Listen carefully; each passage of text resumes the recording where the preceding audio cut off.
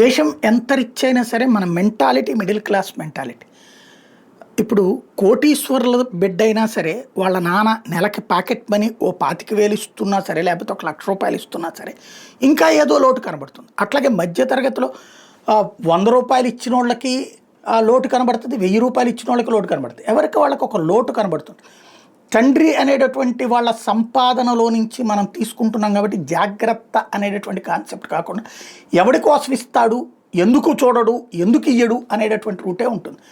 ఇదే ప్రభుత్వాలకు సంబంధించినటువంటి అతిపెద్ద సమస్య. నరేంద్ర మోడీ ఇప్పుడు ఆ మధ్యతరగతి తండ్రి లాంటి సమస్య ఫేస్ చేస్తున్నాడు. 12 లక్షల కోట్ల బడ్జెట్ని 50 లక్షల కోట్లకి తీసుకెళ్ళిన 12వ స్థానంలో ఉన్నటువంటి ఆర్థిక వ్యవస్థను మన్మోహన్ సింగ్ 11వ స్థానానికి తీసుకొస్తే ఇప్పుడు 4వ స్థానానికి తీసుకొచ్చిన, ఇంకొక స్థానం పెరుగుతున్న, అనేక రైల్వే వసతులు అద్భుతంగా మెరుగుపడ్డా, రోడ్డు వసతులు అద్భుతంగా మెరుగుపడ్డా, ఉద్యోగావకాశాలు విపరీతంగా పెరిగిన, అట్లాగే చివరికి చిరు వ్యాపారులకు కూడా లోన్లు కేంద్రం నుంచి ఇప్పిస్తున్నా, రైతులకి నేరుగా ₹6,000 డబ్బులు కేంద్రమే వేస్తున్నా, అట్లాగే స్కూళ్ళకి నేరుగా కేంద్ర ప్రభుత్వమే డబ్బులు ఇస్తున్నా, పంచాయతీలకు నేరుగా కేంద్రమే డబ్బులు ఇస్తున్నా, పట్టణాలకి కేంద్రమే డబ్బులు ఇస్తున్నా, జిల్లా పరిషత్తులకు కేంద్రమే డబ్బులు ఇస్తున్నా, ఇంకా అది చాలలేదు, ఇది కాలేదు, అదవ్వలేదు, ఇది అవ్వలేదు అనేటటువంటిది ఉంటుంది.